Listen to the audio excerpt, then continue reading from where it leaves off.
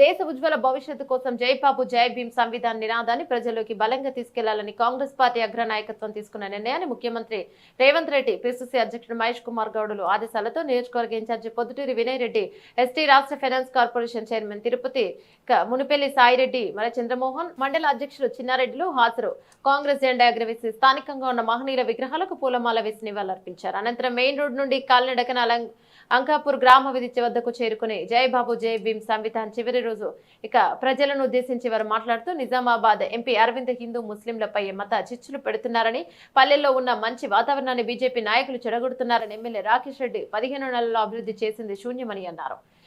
Zero hour లో ఏం మాట్లాడారో తెలియకపోవడం హాస్యాస్పదమని వారు అన్నారు. కార్యక్రమంలో చేసిన ఎక్కడా కూడా చెప్పుకోలేను, కానీ నువ్వు హైదరాబాద్ లోని ₹1 వైద్యం అని చెప్పి హాస్పిటల్ కు తాళం వేసి ప్రజలను మోసం చేసిన ఘనత నీకే దక్కుతుందని వారు దుయ్యబట్టారు. వినయ్ రెడ్డి జీవారెడ్డి 9 నిమిషాల ఆడియో రికార్డింగ్ నా వద్ద ఉన్నాయని ఆరోపించారు. నీకు దమ్ముంటే రాకేష్ రెడ్డి ఆ 9 నిమిషాలు కాదు 9 సెకండ్ల వీడియో రిలీజ్ చేసి నేను రాజకీయ సన్యాసం తీసుకుంటానని సవాల్ విసిరారు. సవాలుకు నీవు సిద్ధమా అని ఆయన ప్రశ్నించారు.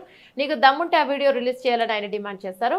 అర్థం లేని ఆరోపణలు చేస్తే ఖబర్దారని హెచ్చరించారు. అభివృద్ధిలో పోటీ పడుతూ నీవు చిత్తశుద్ధి నిరూపించుకో, ప్రజలు ఎన్నికల్లో ఇచ్చిన హామీలను నిలబెట్టుకోవాలి, కానీ ఇటువంటి దగులుబాజీ మాటలు మాట్లాడడం మానుకో అని ఆయన హెచ్చరించారు. మాజీ ఎమ్మెల్యే జీవన్ రెడ్డి అలియాస్ పాండు నన్ను ఎన్నో ఇబ్బందులకు గురి చేశాడు, కానీ ఇప్పుడు ఆయన కోట్ల చుట్టూ స్టేషన్ల చుట్టూ తిరుగుతున్నాడని, పాపం ఊరికే పోదని సందర్భంగా గుర్తు చేశారు. కార్యక్రమంలో గ్రామ కాంగ్రెస్ నాయకులు, మహిళలు పాల్గొన్నారు.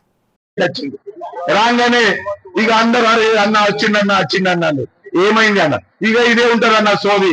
పోలీసు వాళ్ళు కూడా ఇక అయిపోయిందన్న మా పైన ఇక చాలు చేసిండి.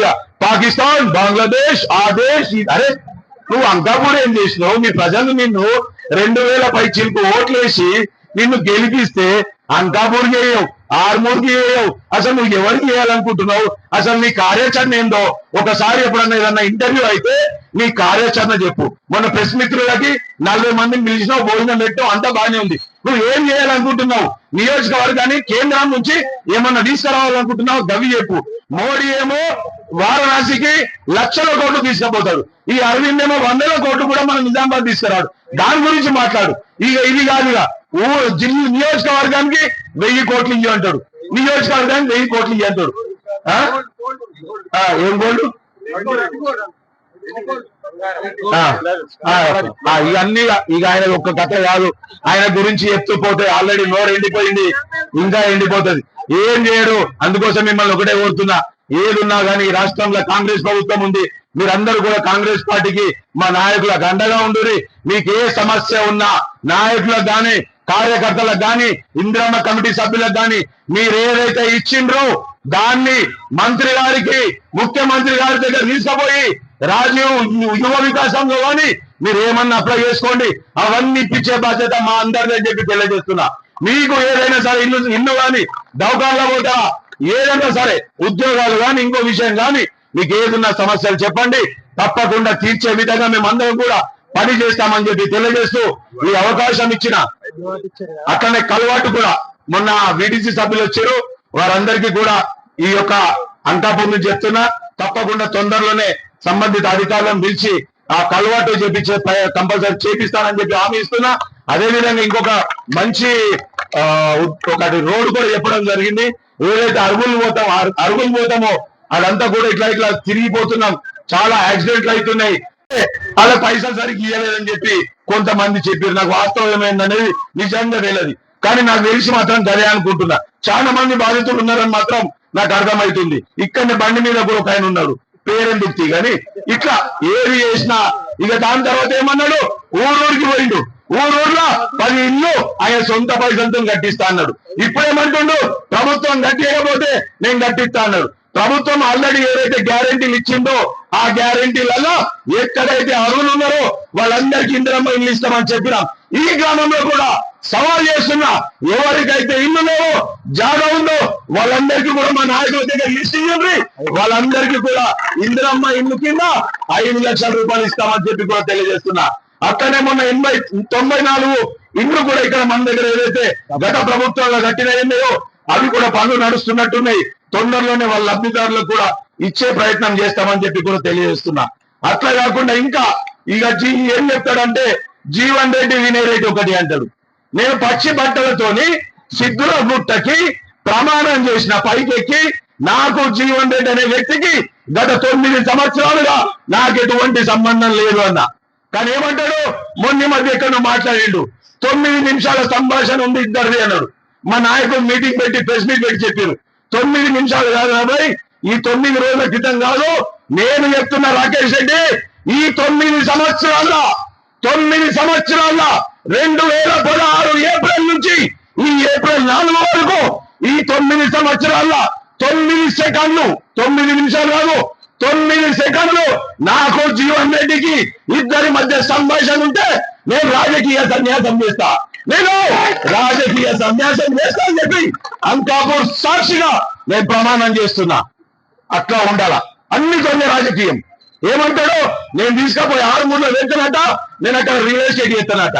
ఈయనకు 100 ఎకరాలు, నాకేం లేవు. ఈ భూమి మీద నా పేరు మీద 1 ఎకరం కూడా లేదు. ఈ భూమి మీద 1 ఎకరం కూడా లేదు. ఉన్నాయన్ని కూడా కొట్టుకున్నా. గతంలో పాండవు గారు ఉండే, కర్రోలు కూడా ఉండే, తెలుసు కావచ్చు జీవన్ రెడ్డి, వారికి సగం ఆస్తి పెట్టిన.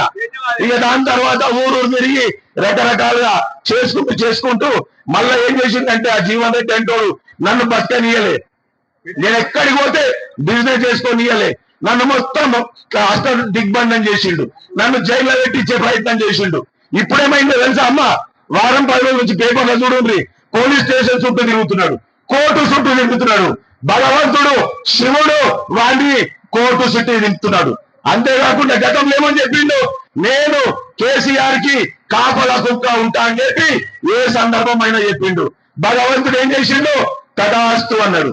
ఏమైంది, కేసీఆర్ గేట్ దగ్గరనే ఉంటుండు, కేసీఆర్ కి టాబ్లెట్లు ఇస్తుండు, కేసీఆర్ కి మందు పోస్తుండు, నీళ్లు పోస్తుండు, సోడా పోస్తుండు, అన్ని పోస్తుండు. నాకు తెలుసు వాడు ఏం చేస్తాడు అనేది. ధైర్యంగా చెప్తున్నా, నేను ఈ భూమి మీద తప్పు చేయలే. నేనేమనుకున్నా అంటే ప్రజలు గత 10 సంవత్సరాలుగా ఎన్నో సేవా కార్యక్రమాలు చేసుకొని తిరిగినా కదా అవకాశం ఇస్తారు అనుకున్నా. కానీ చాలా మందికి ఏంటంటే వినయ్ రెడ్డి బీజేపీలో ఉన్నాడేమో అనుకోని ఒక 5,000 నుంచి 10,000 మంది బీజేపీ అనుకొని వేసిరు. నా తల్లులు కానీ, మా అన్నలు కానీ, మా తమ్ముళ్ళు కానీ. అది ఈ రాకేష్ రెడ్డి నేను చేసిన ప్లాట్ఫామ్ మీద గెలిచిండు. నేను 20 నుంచి 22 శివాజీ విగ్రహాలు పెట్టించిన. ఆయన ఒక అంకాపూర్లోకి ఇలా పెట్టి అదొక్కసారి ఇలా పోయి దండేసి వచ్చిన. మరి పెద్ద పెద్ద మాటలు మాట్లాడతాడు కదా, నేనే పెద్ద హిందువులు మాట్లాడతాడు కదా, నేను మాట్లాడలేదు ఎప్పుడు కూడా. నేను ఒక్కటేమంటే అందరు కలిసి ఉండాలంట.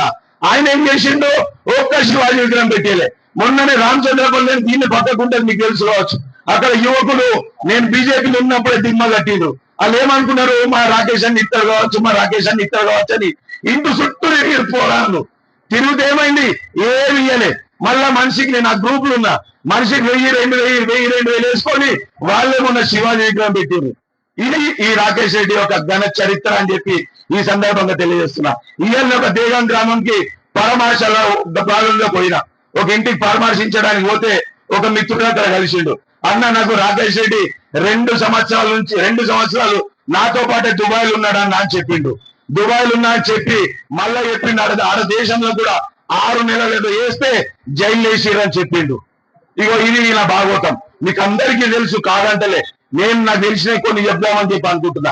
నేను ఒకటే కోరుతున్నా రాకేష్ రెడ్డిని, నువ్వు బీజేపీ కేంద్రంలో ఉంది, కేంద్రంలో మీ నాయకుడు మోడీ ఉన్నాడు, ఇక్కడ ఎంపీ అరవింద్ ఉన్నాడు, ఆయనను పట్టుకొని నిధులు తీసుకురా. అంతేగాని మా మీద బట్టగాలు చేసుడు కాదు నాయన. నవోదయ స్కూల్ వచ్చింది నిజామాబాద్ జిల్లాకి, పార్లమెంట్ కి 2 నవోదయ స్కూళ్ళు వచ్చినాయి. ఒకటేమో జగిత్యాలకి ఇచ్చిండ్రు, ఇంకొకటేమో నిజామాబాద్ లో పెట్టాలని జిల్లాల. దాన్ని దమ్ముంటే ఆర్మూర్ నియోజకంలో పెట్టాల్సిందిగా నిన్ను కోరుతున్నా. దమ్ముంటే ఛాలెంజ్ తీసుకొచ్చి నీ అంకాపూర్ నువ్వు ఏదైతే అనుకుంటున్నావు నీ భూమి పక్కన పెట్టుకోవాల్సిందిగా కోరుతున్నా. గది పని చేయాల. నాకు మీ అంకాపూర్ గ్రామంలో 300-400 ఓట్ల కన్నా ఎక్కేయలే, అయినా కానీ 500 ఓట్లు ఇచ్చారు కావచ్చు. మీకు సుమారు ఇప్పటికీ 60 లక్షల రూపాయలు తీసుకొచ్చిన. ఆయనకు సుమారు 2000 ఓట్లే వేసినట్టున్నారు. ఆయన ఒక 2 కోట్లు 3 కోట్లు అయితే తీసుకురావాలా. చూస్తురామ్మా, గెలిపించిన నాయకుడేమో పండుకొని నేను తిరుగుతున్నట్టు నన్ను ఎర్రగడ్డలా చేయాలని చెప్తుండు. ఇక గిరి రాకేష్ రెడ్డిది. అందుకోసమే మిమ్మల్ని అందరినీ కూడా కోరుతున్నా, అమ్మా వచ్చే సర్పంచ్ ఎలక్షన్ గాని, ఎంపీటీసీ గాని, జెడ్పీటీసీ గాని ఏదైనా సరే రాష్ట్రంలో కాంగ్రెస్ ప్రభుత్వం ఉంది. కాంగ్రెస్ అభ్యర్థుల్ని గెలిపించుకుంటే అన్ని రకాలుగా అభివృద్ధి చేస్తాం. అంతేకాకుండా ఇంకొక విషయం, ఏదైతే రాకేష్ రెడ్డి కూడా ఈ 16 నెలలైంది. ఈ 16 నెలల నుంచి మా నియోజకవర్గంలో ఆర్మూర్ నియోజకవర్గంలో గాని నీ అంకాపూర్ గ్రామంలో గాని ఎంతమందికి ఆర్థిక సాయం చేసినావో ఒక చిట్టా జర ఇక్కడ గ్రామంలో ఇస్తే బాగుంటుందని చెప్పి కోరుతున్నా. ఎంతమందికి సాయం చేసినావు, ఏమేం చేసినావు, నీ ఆస్తులకు వెళ్ళి ఏమన్నా నీ ఆర్ఆర్ ఫౌండేషన్ ఉంది కదా, ఆర్ఆర్ ఫౌండేషన్ నుంచి ఎవరికైనా ఆర్థిక సాయం కానీ ఎవరైనా దవాఖానలో పోతే 10-20 వేలు కానీ ఇస్తే జర చిట్టా పెట్టమని చెప్పి కోరుతున్నా. ఎందుకంటే ఎలక్షన్ అప్పుడేమో ప్రతిరోజు ఫేస్బుక్ లలో సోషల్ మీడియాలలో పెట్టుకున్నాడు. మరి ఈ మధ్య కాలంలో ఏమన్నా చేస్తే మరి ఫేస్బుక్ లో కనబడతలేదు, అసలు బంద్ చేసినావా, మరి పూర్తిగా ఫ్లెక్సీ తీసి సజ్జ మీద వేసినావా ఒకసారి